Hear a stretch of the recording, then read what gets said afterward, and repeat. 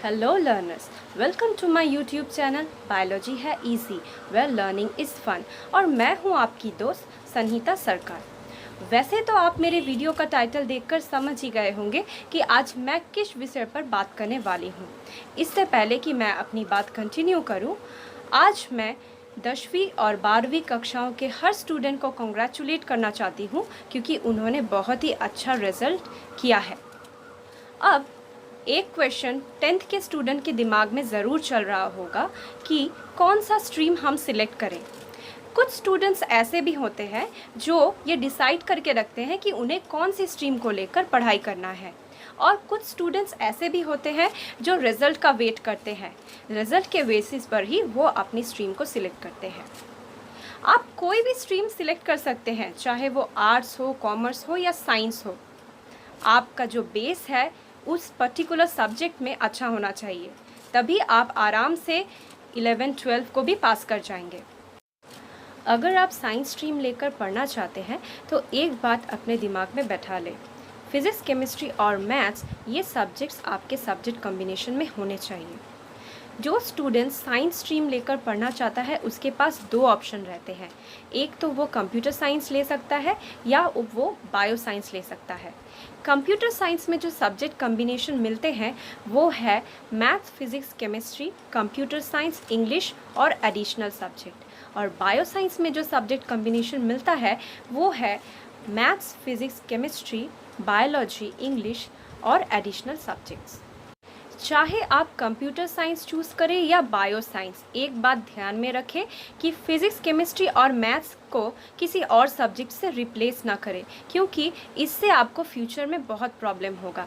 जैसे कि मेरे एक फ्रेंड के साथ हुआ था, उसने मैथ्स को हिंदी के साथ रिप्लेस कर दिया था। जब वो बैचलर डिग्री करने को गई तब उसकी मुलाकात फिर से मैथ से हो गई और उसको जो टॉपिक्स पढ़ने पड़े थे तब वो थे लॉगरिदम, कैलकुलस, इंटीग्रेशन। अब ये सारे टॉपिक तो उसने स्कूल में पढ़े नहीं थे, तो उसको बहुत ही दिक्कत हुई। अब क्वेश्चन आता है कि हम बायो साइंस क्यों पढ़ें। बायो साइंस पढ़ने से आपके लिए बहुत सारे फ्यूचर में ऑप्शंस खुल जाते हैं और मैं उनको एक एक करके आपको बताऊंगी।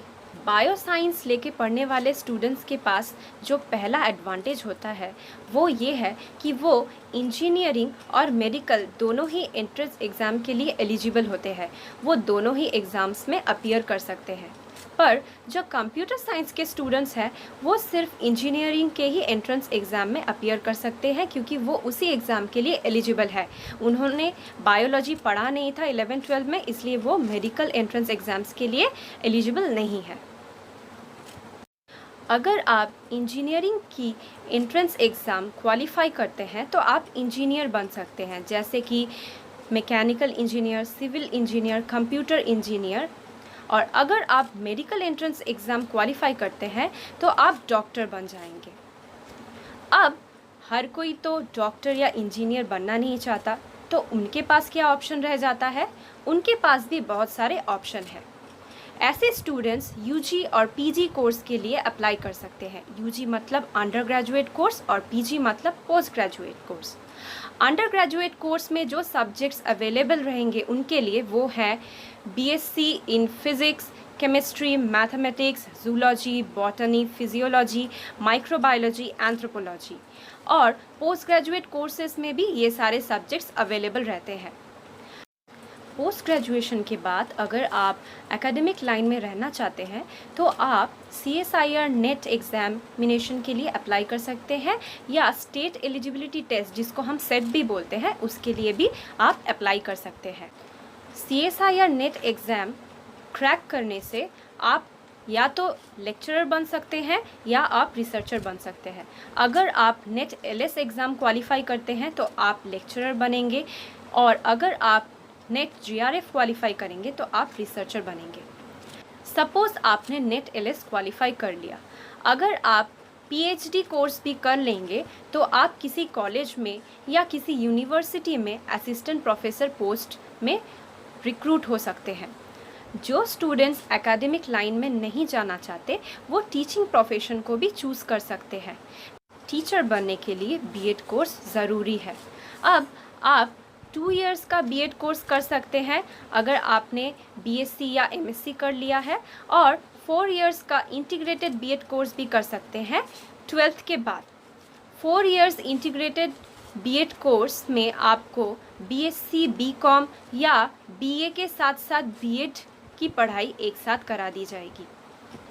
अब जो स्टूडेंट्स टीचर भी नहीं बनना चाहते, वो सोच रहे होंगे कि अरे अब हम क्या करेंगे।